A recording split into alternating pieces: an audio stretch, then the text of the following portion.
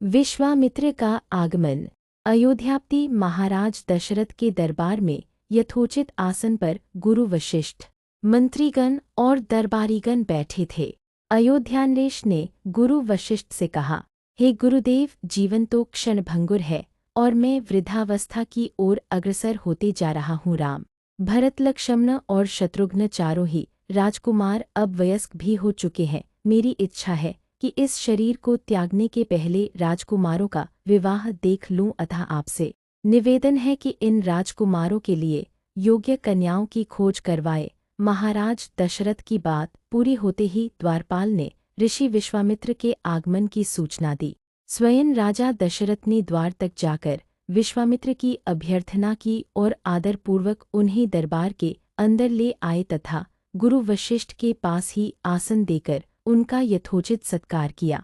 कुशलक्षेम पूछने के पश्चात राजा दशरथ ने विनम्र वाणी में ऋषि विश्वामित्र से कहा, हे मुनिश्रेष्ठ, आपके दर्शन से मैं कृतार्थ हुआ तथा आपके चरणों की पवित्र धूलि से यह राजदरबार और संपूर्ण अयोध्यापुरी धन्य हो गई। अब कृपा करके आप अपने आने का प्रयोजन बताइए। किसी भी प्रकार की आपकी सेवा करके मैं स्वयं को अत्यंत भाग्यशाली समझूंगा।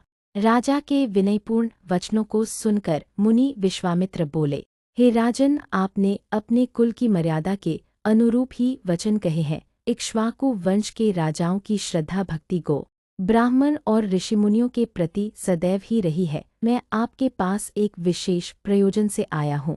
समझे कि कुछ मांगने के लिए आया हूँ।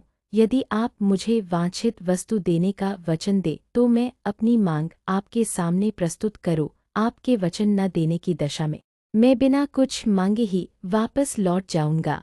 महाराज दशरथ ने कहा, हे ब्रह्मर्षि, आप निसंकोच अपनी मांग रखे। संपूर्ण विश्व जानता है कि रघुकुल के राजाओं का वचन ही उनकी प्रतिज्ञा होती है। आप मांग तो मैं अपना शीश काट कर भी आपके चरणों में रख सकता हूँ। उनके इन वचनों से आश्वस्त ऋषि विश्वामित्र बोले, राजन, मैं अपने आश्रम में एक यज्ञ कर रहा हूँ। इस यज्ञ के पूर्णाहुति के समय मारीच और सुबाहु नाम के 2 राक्षस आकर रक्त, मांस आदि अपवित्र वस्तुएं यज्ञ वेदी में फेंक देते हैं। इस प्रकार यज्ञ पूर्ण नहीं हो पाता। ऐसा वे अनेक बार कर चुके हैं। मैं उन्हें अपने तेज से श्राप देकर नष्ट भी नहीं कर सकता, क्योंकि यज्ञ करते समय क्रोध करना वर्जित है। मैं जानता हूँ कि आप मर्यादा का पालन करने वाले ऋषि मुनियों के हितैषी एवं प्रजावत्सल राजा हैं। मैं आपसे आपके ज्येष्ठ पुत्र राम को मांगने के लिए आया हूँ, ताकि वह मेरे साथ जाकर राक्षसों से मेरी की रक्षा कर सके और मेरा यज्ञानुष्ठान निर्विघ्न पूरा हो सके। मुझे पता है कि राम आसानी के साथ उन दोनों का संहार कर सकते हैं, अतः केवल 10 दिनों के लिए राम को मुझे दे दीजिए। कार्य पूर्ण होते ही मैं उन्हें सकुशल आपके पास वापस पहुंचा दूंगा। विश्वामित्र की बात सुनकर राजा दशरथ को अत्यंत विषाद हुआ। ऐसा लगने लगा कि अभी वे मूर्छित हो जाएंगे। फिर स्वयं को संभाल कर उन्होंने कहा, मुनिवर, राम अभी बालक है। राक्षसों का सामना करना उसके लिए संभव नहीं होगा।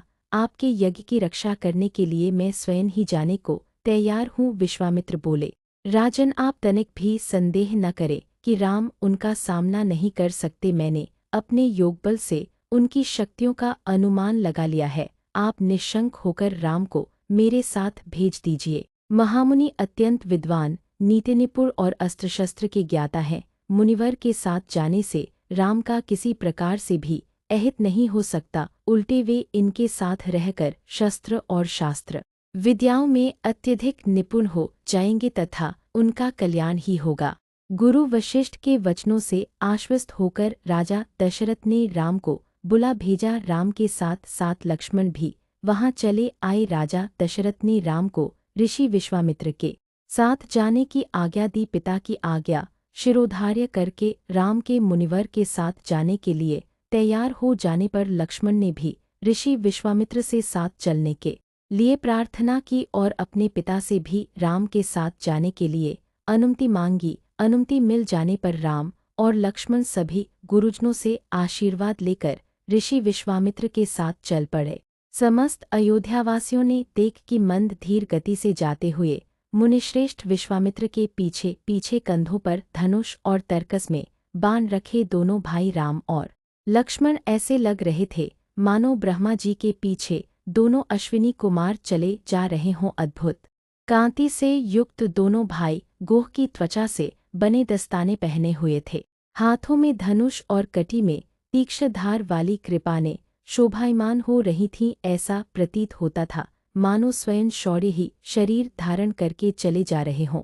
लता विटपों के मध्य से होते हुए 6 कोस लंबा मार्ग पार करके वे पवित्र सरयू नदी के तट पर पहुँचे। मुनि विश्वामित्र ने स्नेहयुक्त मधुर वाणी में कहा, हे वत्स, अब तुम लोग सरयू के पवित्र जल से आचमन स्नानादि करके अपनी थकान दूर कर लो, फिर मैं तुम्हें प्रशिक्षण दूंगा। सर्वप्रथम मैं तुम्हें बला और अतिबला नामक विद्याएं सिखाऊंगा। इन विद्याओं के विषय में राम के द्वारा जिज्ञासा प्रकट करने पर ऋषि विश्वामित्र ने बताया, ये दोनों ही विद्याएं असाधारण हैं। इन विद्याओं में पारंगत व्यक्तियों की गिनती संसार के श्रेष्ठ पुरुषों में होती है। विद्वानों ने इन्हें समस्त विद्याओं की जननी बताया है। इन विद्याओं को प्राप्त करके तुम भूख और प्यास पर विजय पा जाओगे। इन तेजोमय विद्याओं की सृष्टि स्वयं ब्रह्मा जी ने की है। इन विद्याओं को पाने का अधिकारी समझकर मैं तुम्हें इन्हें प्रदान कर रहा हूँ।